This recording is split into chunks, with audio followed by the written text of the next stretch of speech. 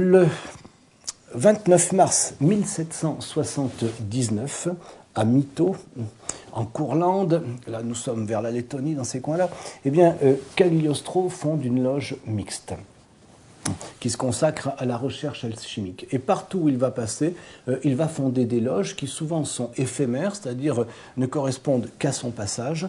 Certaines de ces loges sont masculines, d'autres féminines, d'autres mixtes, c'est-à-dire que les combinaisons sont toutes possibles, c'est vraiment en fonction des circonstances. Donc se prétendre héritier de Cagliostro pour justifier l'un de ses choix en disant la franc-maçonnerie doit être purement masculine ou doit être mixte serait une erreur, tout simplement parce que lui-même a recouru à toutes les formules.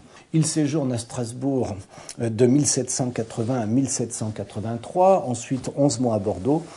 Il y ouvre les travaux du rite égyptien le 22 août 1781, mais, et c'est là que je voulais en venir, il retourne à Lyon d'octobre 1784 à février 1785.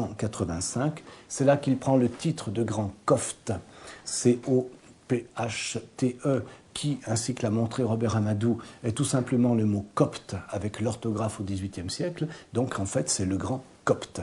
Donc, il se réfère à l'Égypte, mais ne faisons pas d'anachronisme. Il ne s'agit en aucun cas d'Égypte antique, d'Égypte pharaonique. Il s'agit de l'Égypte copte.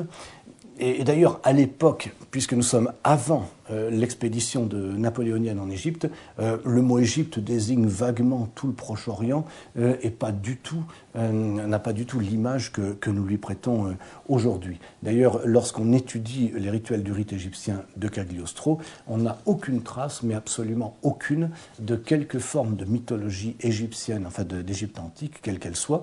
D'ailleurs, le rite de Misraïm, pour prendre un autre rite, Misraïm signifie Égypte, n'a pas non plus la moindre trace de mythologie égyptienne en lui. Donc, Cagliostro se rapporte à la première chrétienté d'Égypte, la chrétienté copte, en tout cas au moins de façon idéalisée.